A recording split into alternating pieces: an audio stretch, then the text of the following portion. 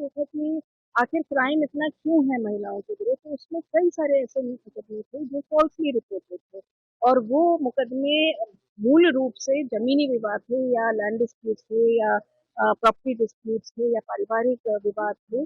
और उसको संगीनता देने के लिए महिलाओं को ढाल बनाकर महिला संबंधी सेक्शंस को ऐड कर दिया जा रहा था और एफआईआर दर्ज की जा रही थी। तो इस प्रवृत्ति ये बहुत ही एक डेंजरस ट्रेंड है और इस प्रवृत्ति से निपटने के लिए मेरा ये मानना था कि हम संवाद के थ्रू, काउंसलिंग के थ्रू महिलाओं को समझाएं, समाज के लोगों को समझाएं कि आप महिलाओं को इस तरह की ढाल नहीं बना सकते हैं। और दूसरा कि लीगल रूप से भी जो फॉल्स रिपोर्टिंग होती है, उसके इम्प्लीकेशंस होते हैं, उसके परिणाम होते हैं, उसकी रेपरकशंस होते हैं। You can be implicated for false reporting. तो ये भी समझना हमको ज़रूरी है कि हम कुछ भी जाकर नहीं लिखा सकते, जो सत्य है घटना उसी को हम लिखा सकते हैं।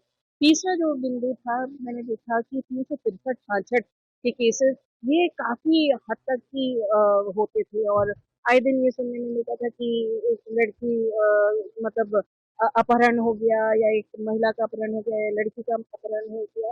और ये चीज़ें काफ़ी डिस्ट्रेसिंग थी कि मतलब आखिर ऐसा क्यों हो रहा है? ये एक सामाजिक अपराध है और ये इस तरह का क्यों हो रहा है?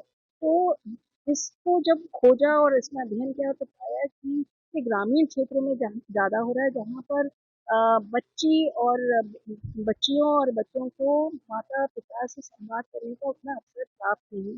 माता-पिता, अभिभावक जो हैं, वो संवाद में शायद नहीं विश्वास करते हैं और किसी कारण बच्चे-बच्चियाँ स्कूल से पीछे या तो इलोपमेंट कर लेते हैं या फिर जो है सुसाइड तक की नौबत आ जाती है।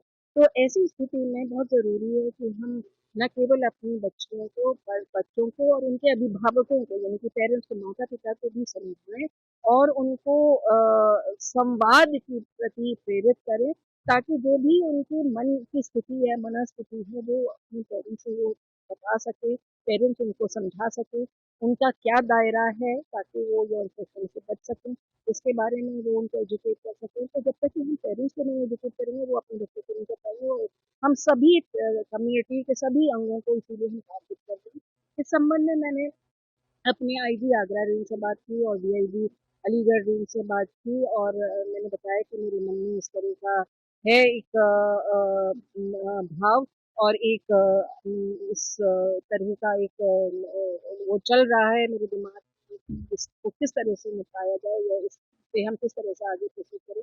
उसके बाद मैंने डिविजनल कमिश्नर आगरा और डिविजनल कमिश्नर अलीगढ़ से भी बात की और फिर ये बात हमने सोची कि क्यों ना हम सब साथ मिलकर इसमें आगे बढ़ें और इसलिए प्रशासनिक विभाग सभी डीडीओज़ को नोडल अधिकारी बनाया गया, जिनके अंदर सभी प्रकार के प्रशासनिक विभाग हैं जो ग्रामीण क्षेत्र के हैं, चाहे वो शिक्षा विभाग हो, चाहे वो ग्राम पंचायत विभाग हो, चाहे वो नेशनल रूरल मिशन का विभाग हो।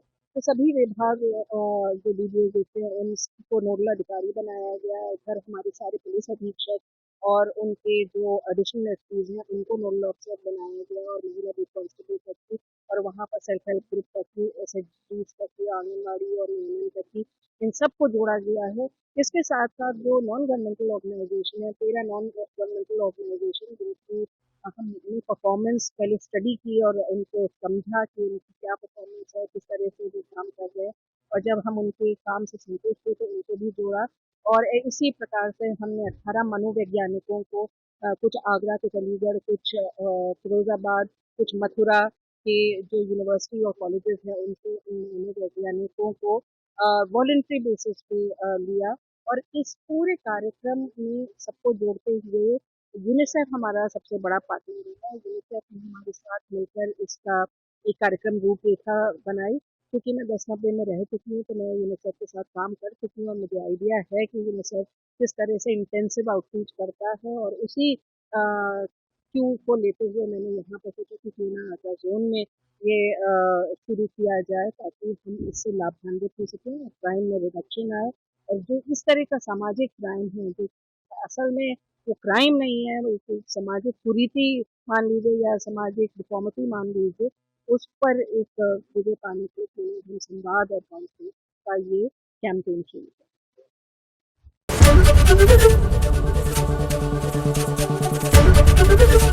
एबीपी गंगा, खबर आपकी, जुबान आपकी।